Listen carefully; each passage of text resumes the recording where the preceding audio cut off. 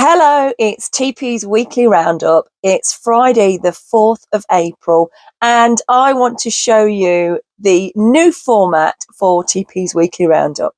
But before we start, I'm TP, Tracy Perks, Quilt Pattern Designer, based in the UK, on board my narrowboat, where I am now filming this for you. Each episode of TP's Weekly Roundup is going to include quilting updates, boating updates, business updates, and we've got a new feature on Quilt of the Week. We're also going to have a Q&A section where you can ask me questions and I will answer those questions for you. And that can be about boat life, my business that I run, patterns, anything basically that you'd like to ask me. So let's talk about quilting updates. This week, I've been working on a brand new quilt that's going to come out at the end of April. And it's made up of 2 blocks. And this week, I have been cutting, trimming, making half square triangles, chain piecing, getting everything prepped for the blocks. And then hopefully over the weekend, I'm going to get those blocks sewn together and get the quilt basted. As you can see in the little video, I love to use creative grids, rulers. I'm here using the mini stripology ruler, which is my favourite ruler to trim half square triangles. I'll pop a link in the description below. For this quilt, I've been using the Macawa linen texture. It's one of my favourites to use, and I do use this in a lot of my quilts. Let's look at Quilt of the Week. So Quilt of the Week this week is the Autumn Twilight quilt. This is made up of 1 block, basically, believe it or not. 1 block repeated. And it's half square triangles, so a really simple quilt unit to make. And here you can see the one that I've made, which is in all sort of autumnal tones.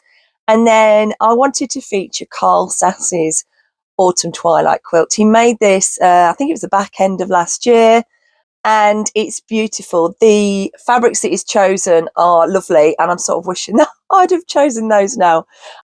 So here's Carl's quilt, and if you would like to have your quilt featured in Quilt of the Week, it needs to be one of my quilt patterns, but you stylize it however you like. Send me a picture and I will hopefully feature it for you. You can see here with Carl's that he's added an extra border around the edge of the quilt to make it a lot larger. If you want to see other people's quilts that they've made with my patterns, head over to the lookbook on my website. There's lots of inspiration there for you. So if you buy a pattern and you're not sure, you're thinking about a colourway that you might want to do with the quilt pattern, then go over there and have a look. There's lots of different combinations of different quilts for you to look at. Next up is business updates. And in this section, I want to talk to you about things that are happening behind the scenes in the business that you probably don't get to see or hear about. But this week, I want to tell you about the different revenue streams that I have for my small business. So first off, we've got the patterns, the quilt patterns that most of you will have seen. So there's quilt patterns, there's table runners, there's cushion covers, and we've got a few more exciting new things coming later on in the year. Another revenue stream that I've just added is threads and kits. So if you go to my website, you'll see that there's threads there that you can buy if you're based in the UK. These are Aurifil threads. I've gone for 28 weight and 12 weight thread. And in coming episodes, I'll show you how I use those in my quilting and designs. We've also got kits as well that are there's going to be more of those in the future. We've got one at the moment, which is the Springtime Elegance kit. So have a look out for that. We will have more coming throughout the year. Workshops and retreats is another revenue stream that I've got. So workshops, the one that we've got at the minute is Quilters Showtime. That is on normally the last Wednesday of the month, and it's only a small group. There's only 10 of us. max. And we basically, it's a show and tell for quilters. So if you want to join us, go over to the website and have a look for that. It's a really lovely session, just lasts about an hour, and people send me pictures in of what they've been working on. I pull them all together and everyone gets a chance to talk about what they've been making. Now, it's not necessarily my products, and most often than not, it's not my products, and it's about different things, different techniques. We could talk about sewing machines, threads, all sorts of things. So it's really interesting. So that's one of the workshops that we have. And then the other revenue stream that I've got is retreats. And I had a retreat recently, which I called the Man as a March Hare Quilt Retreat. That was down in Somerset at the beautiful Herds Hill Regency House. And the next one is in September. We've only got 2 places available now. So, again, I've got a little video on YouTube. I'll try and pop a link to that below as well. So there are a few of the revenue streams that I've got.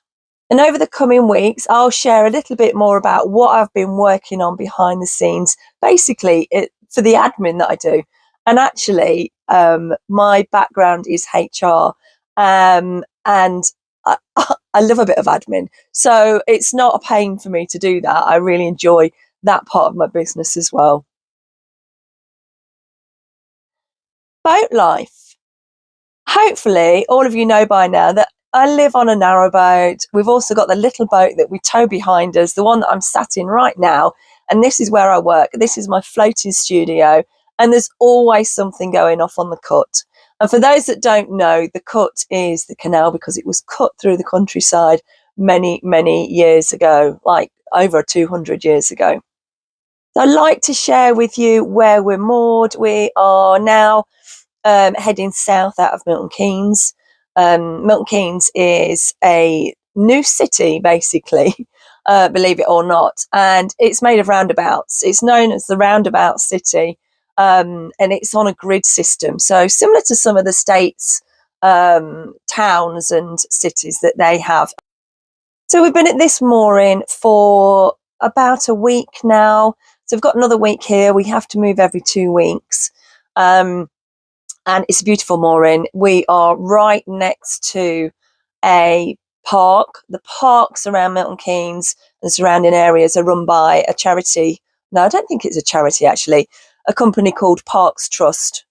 And they look after all the parks within Milton Keynes, and there are a lot of them.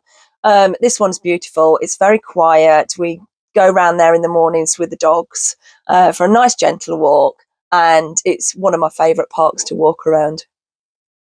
And as you can see, here's Sydney bounding towards me down the towpath.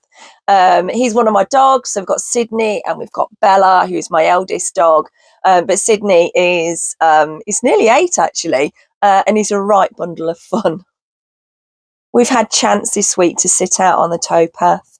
It makes such a difference with the sun. The clocks changed last weekend, so we gained an hour in the evening. And it's been really, really sunny, and it's still a bit chilly, mind you, on the water. But I'm really feeling that it's springtime now on the canal. So next week, hopefully, my tulips will be blooming on the front of the main boat. So I'll try and get some pictures of those. But yeah, boat life, if you've got any questions, then please just give me a shout. And lastly, we've got the new Q&A section.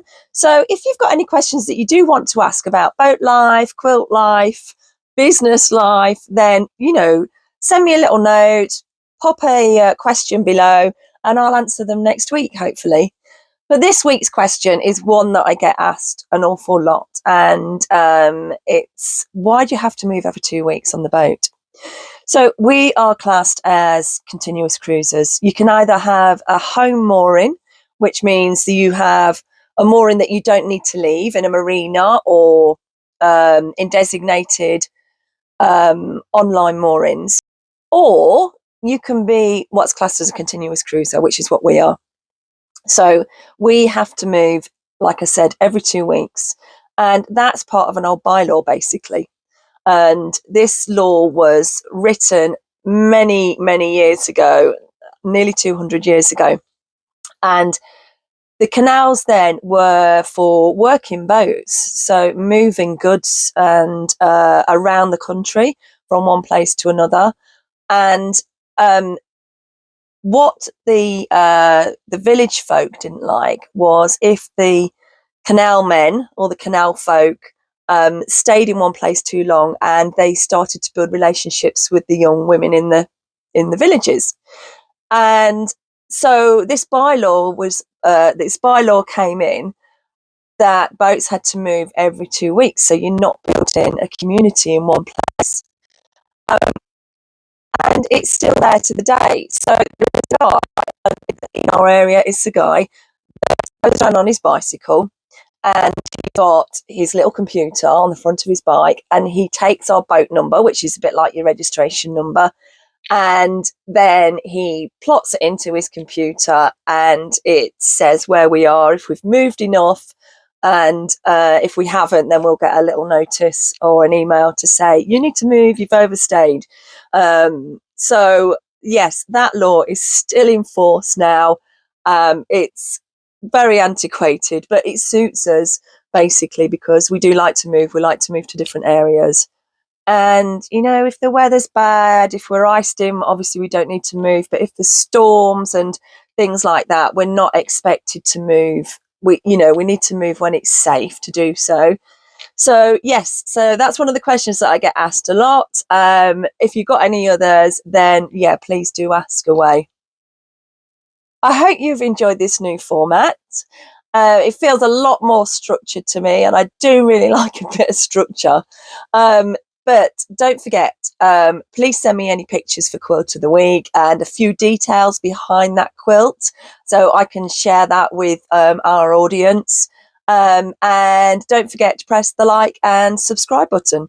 Thanks for watching, and I'll see you next week.